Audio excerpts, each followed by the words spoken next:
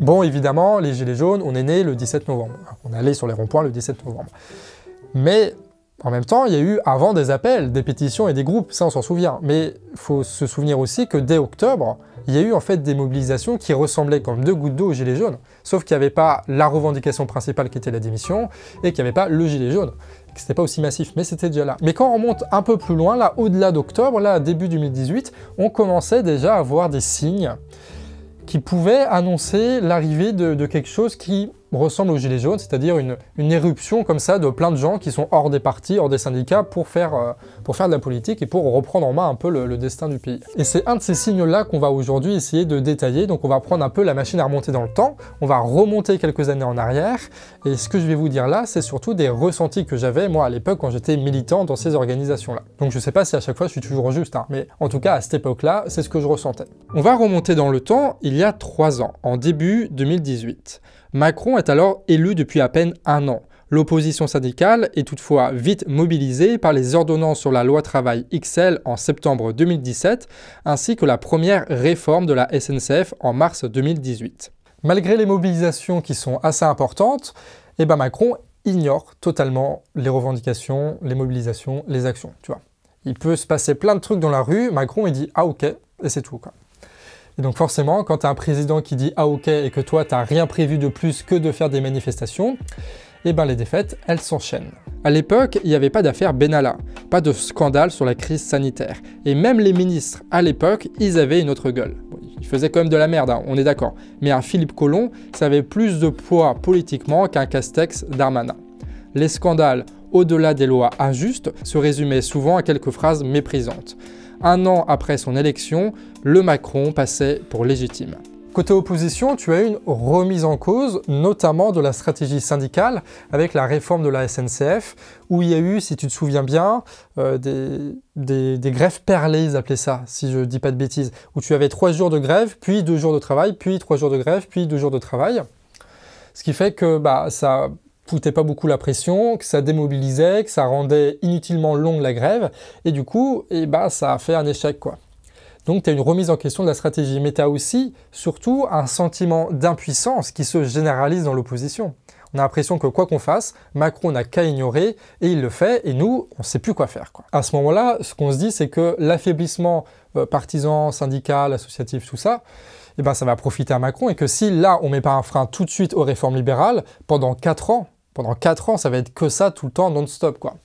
Donc l'impératif à ce moment-là, donc on est début 2018, mars-mai 2018, c'est absolument de trouver une solution pour arrêter Emmanuel Macron et pour avoir ne serait-ce qu'une petite victoire. Et du coup se pose la grande question que tout le monde se pose à ces moments comme ça, que faire ? Si la stratégie syndicale s'essouffle, elle est soutenue par une vision qu'on va dire plus populaire, portée notamment par la France Insoumise, qui arrive à rassembler 150 000 personnes en septembre 2017 contre le coup d'État social. Mais c'est surtout la fête à Macron, lancée par Ruffin en début mai 2018, qui frappe très fort. Dans les 2 cas, c'est la même stratégie, un appel très large à manifester dans la joie, loin des traditions syndicales, en intégrant les associations et faire ça un samedi pour ne pas amputer une journée de salaire. La discussion entre les partis et les syndicats aura lieu et la situation exceptionnelle va produire un vrai petit miracle. La stratégie populaire est adoptée et l'union est annoncée.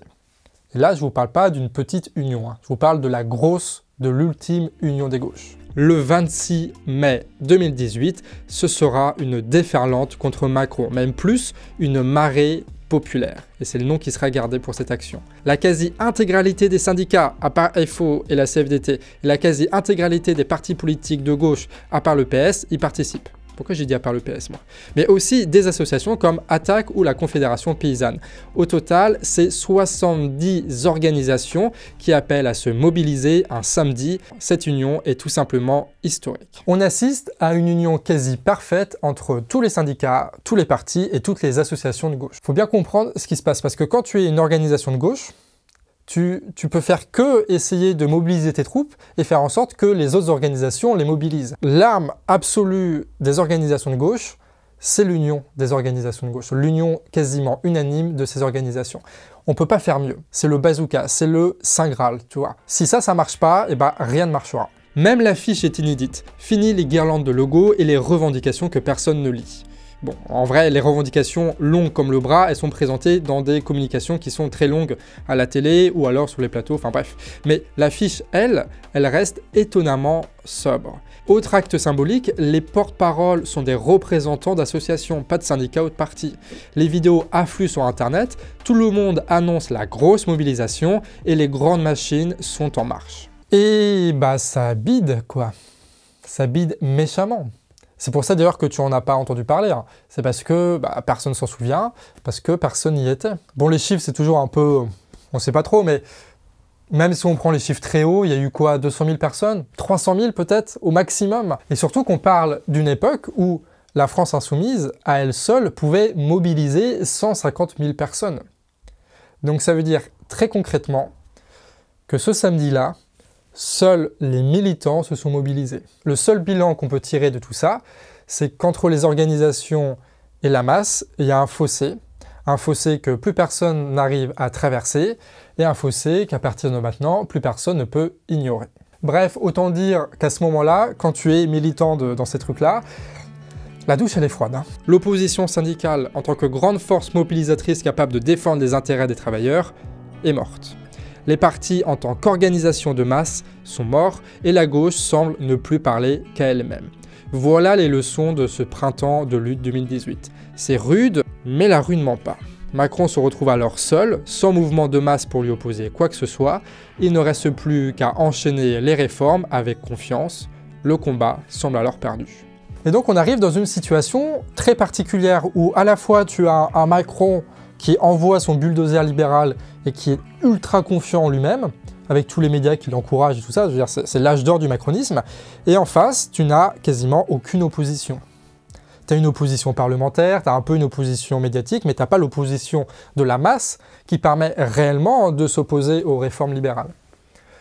Donc, tu es dans une situation où les injustices perdurent parce que Macron continue ses lois, mais vu que personne n'arrive vraiment à incarner la colère populaire, cette colère, elle monte, elle monte, elle monte, et elle se calme tout simplement pas. Et pendant que cette colère est en train d'imprégner la société française, de l'autre côté, la Macronie commet pas mal d'erreurs qui vont retourner la situation en quelques mois. Un retournement de situation annoncé déjà avec un décret qui a été publié en juin 2018 qui abaisse la vitesse sur les routes de 90 km/h à 80 km/h, et ça après de nombreux conflits à l'intérieur même de la Macronie. Et si l'opposition globalement se fout un peu de la question, il y a quand même certains groupes de citoyens en colère qui s'organisent et commencent à se mobiliser.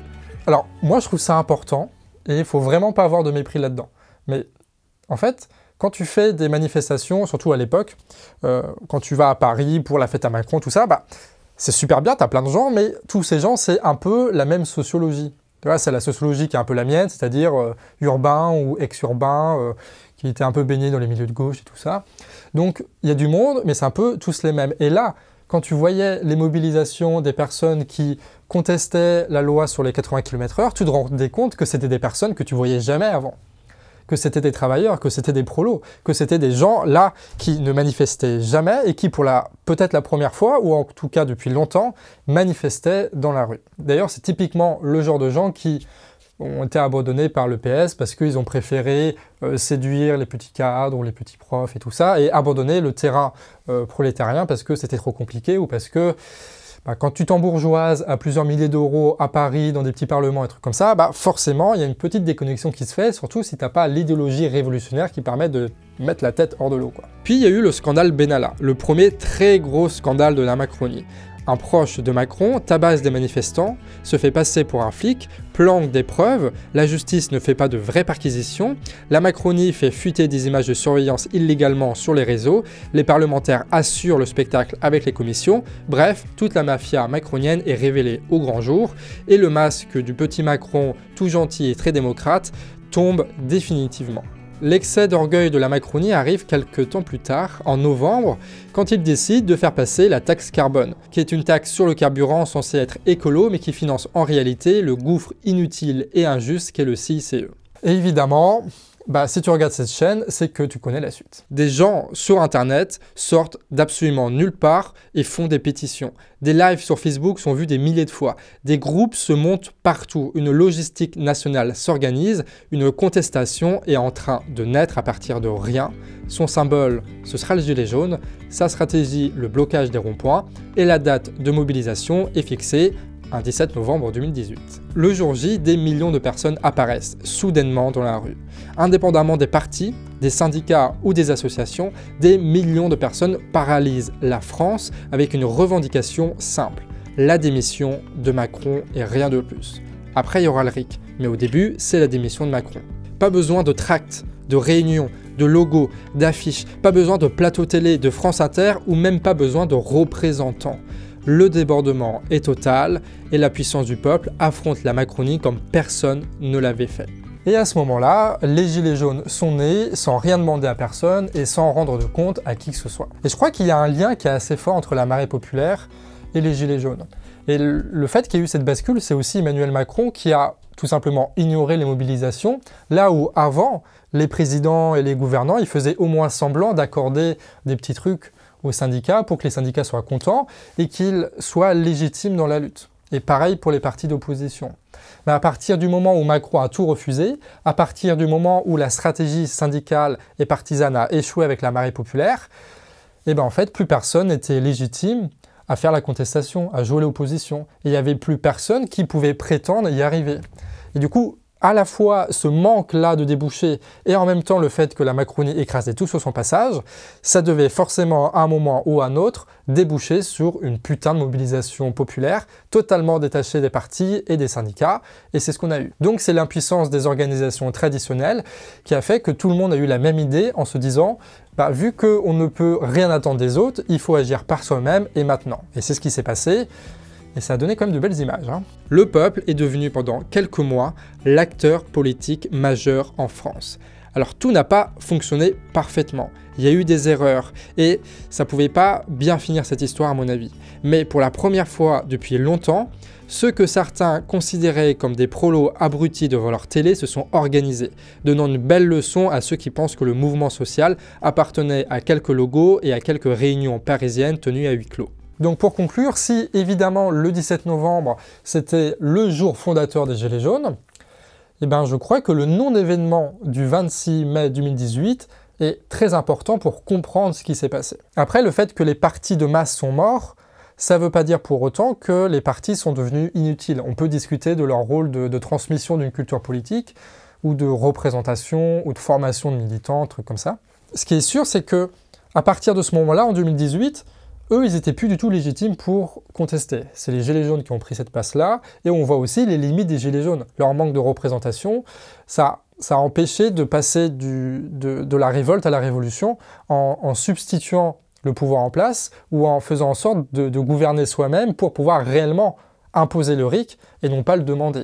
De passer de la revendication à l'action concrète parce qu'on a le pouvoir en main. Ça, les Gilets jaunes, c'est pour ça que je dis en voix off que je ne voyais pas comment ça pouvait bien finir, c'est que puisqu'il n'y avait pas de possibilité de gouverner ou de prendre le pouvoir, réellement, je veux dire autrement que symboliquement à l'Élysée, réellement, eh ben, la seule chose que ça pouvait faire, c'était des manifestations jusqu'au moment où ça s'essouffle, où il y a des violences qui entraînent d'autres violences et patati patata. Mais là, ce qui nous intéresse dans cette vidéo, c'est les partis et les syndicats, et aujourd'hui, c'est sûr que eux, ils ne représentent plus la masse. Et depuis la marée populaire, c'est évident pour tout le monde. Il n'y a que la gauche un peu bourgeoise, un peu PS, un peu Union des gauches, machin, qui ose prétendre encore qu'ils représentent quoi que ce soit. D'ailleurs, il y a un signe qui est... plus personne n'est adhérent à des partis politiques aujourd'hui. Et les seuls partis politiques nouveaux de masse qui sont nés là, donc qui sont nés en 2017 surtout, c'est la France Insoumise et En Marche, grosso merdo. Les autres, c'était des vieilles structures. Et bien ces deux organisations, c'est des mouvements, c'est pas des partis, ils ne demandent pas de carte, ils ne demandent pas de sous, ils ne demandent rien du tout, tu vois, c'est juste cliquer sur Internet. Donc même les organisations en 2017 étaient obligées déjà d'outrepasser les traditions partisanes pour proposer autre chose. Donc on voit bien que c'est un processus qui est assez long, qui a une histoire, et du coup, on ne peut pas prétendre savoir ce qui va se passer plus tard. Ça, c'est plutôt encourageant. Et je ne sais pas si ceux qui étaient militants avant les Gilets jaunes se rappellent la révélation, la claque que ça a été de voir autant de gens se mobiliser tout d'un coup. Enfin, je veux dire, on était déprimés pendant plein de temps, et puis là, tout d'un coup, il se passe quelque chose d'incroyable. le côté imprévisible du populisme comme ça, c'est, je trouve, porteur d'espoir. Parce qu'on peut continuer à faire un travail militant en sachant que peut-être un jour, ça va repartir. Après, évidemment, il y a eu des belles mobilisations syndicales. Je veux dire, les forces sont toujours présentes, même si elles sont diminuées. Mais ces mobilisations syndicales et partisanes n'ont jamais eu la durée et la force de ce que les Gilets jaunes avaient réussi à créer. Il y a clairement un avant et un après. Faut voir ça un peu comme une forme de transition, de cohabitation entre un jeu politique partisan et une force plus populiste, plus floue, plus incontrôlable. Un populisme incarné notamment par Nuit debout en 2016 et les Gilets jaunes 2 ans plus tard. Une histoire qui s'écrit encore aujourd'hui et qui nous réserve quelques belles surprises pour demain, en tout cas on l'espère. Bref, c'est là-dessus qu'on se quitte. Voilà, une petite vidéo un peu d'histoire militante, stylée. N'hésite pas à me dire par commentaire, toi, si tu as été militant à ce moment-là, qu'est-ce que tu as ressenti là pendant toute cette période où il y a eu la fête à Macron, puis la marée populaire, et cette période entre la marée populaire et les Gilets jaunes qui était un peu délicate pour certains militants. J'aimerais bien avoir ton ressenti, ton témoignage là-dessus. Sur ce, des bisous, et à la prochaine.